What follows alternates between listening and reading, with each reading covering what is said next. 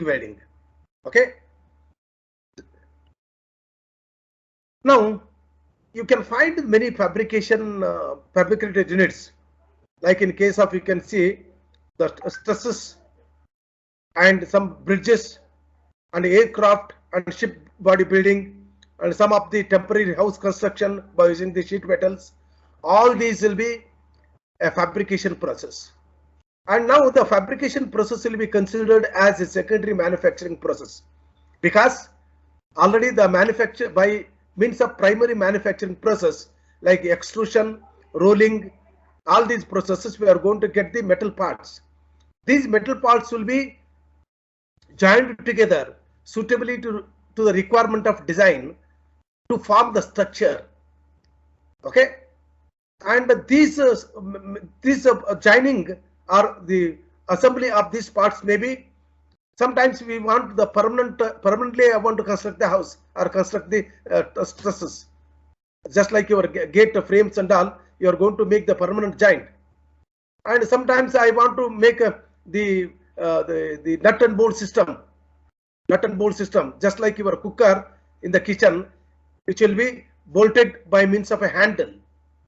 And brazing and soldering, in some cases like the disappearing metals and all, we are going to braze them together, and we are going to make the electronic parts, the assemblies, by using the soldering. These are all the different processes by which we are going to do the fabrication. And before that, I'll be showing you, you can see that these are the permanent joints. These are called the welded joints, welding.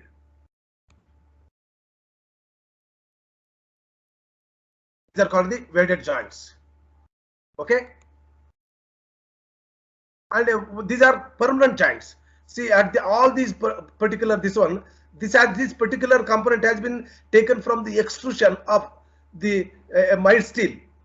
Okay, by extrusion process, that will become a primary process. The secondary process is we are going to cut down to the required size and shape, and we are going to make this particular frame. So this is, if you want to once again disassemble, it is not possible. You have to destroy this material. So this is called as welding process.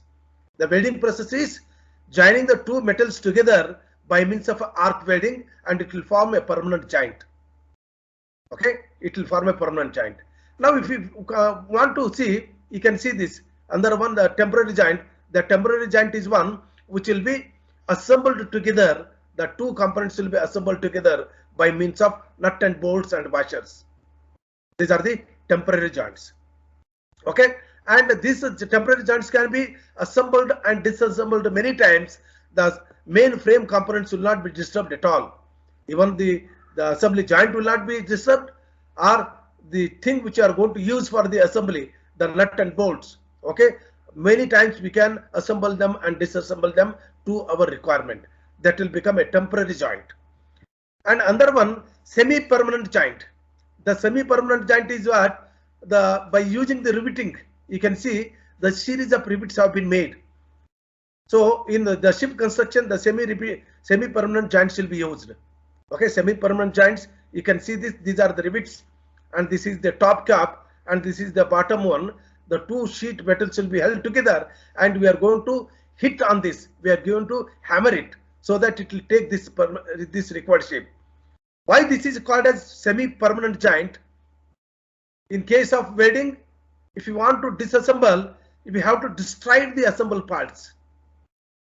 In case of temporary joints, if we want to disassemble, just we have to open the nut and bolt and washers. Many times we can remove them. So either the joining items will not be disturbed, or the two components which are going to join them will not be disturbed. But in this case of semi-permanent joint, you can see this. If you have to remove this particular joining, this rivet will be destroyed.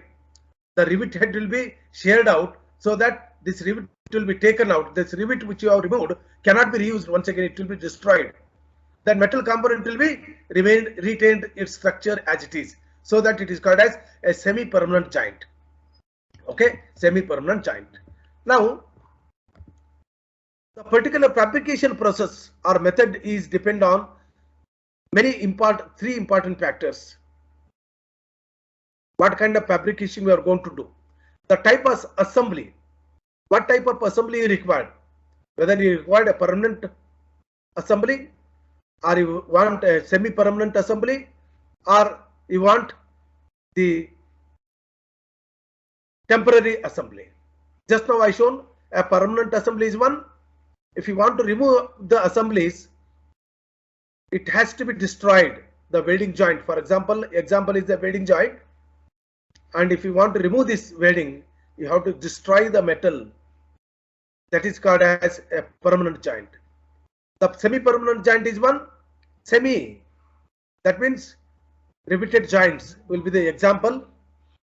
And if you want to remove these joints, the rivet head has to be destroyed. The rivet will be destroyed, and the two components which you have joined by means of a rivet will be retained its structure, and it can be reassembled once again. And the temporary joint is one. Many times we can do the assembly disassembly just like by using the nut and bolt. So please remember, a permanent joint example is a welding, semi-permanent or semi joint is a riveted joint, and temporary joint is a nut and bolt and washer joint, the type of joints. The second important thing which we have to decide for the fabrication is metals being used for the joining.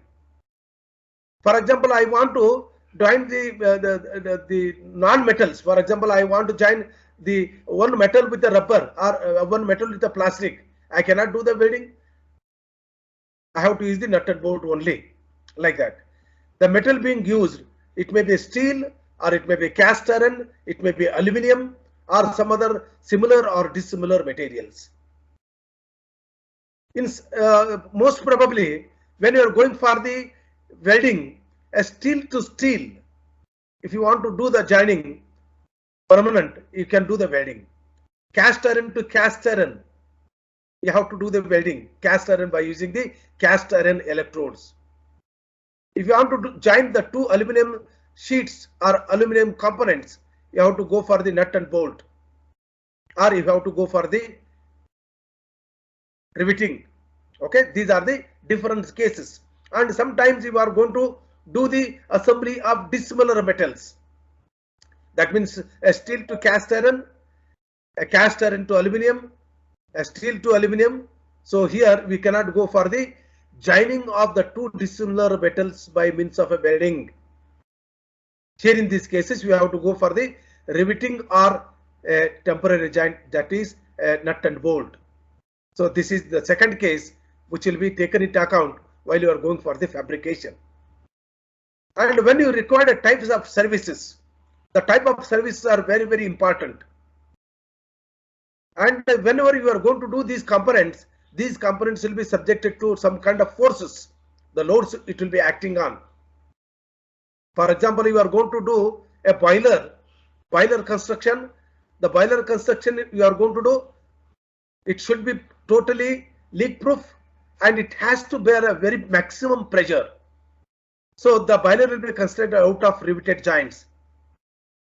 Okay, and when you are going to do oxyacetylene cylinder, you can see that two different parts will be joined together. You can just immediately after this class you can observe, get into the kitchen and see that oxyacetylene cylinder, in between there will be a small welding is done. Okay, that will be called as a spiral welding. Welding will be done. And in some cases the stresses and all, or in some cases other thing, very simple example is you can see, take the ship body building. The ship body building, you cannot go for the nut and bolt because it has to bear the maximum load, the impact load, and some other the additional loads it will be acting on, so that we have to use the riveted joints.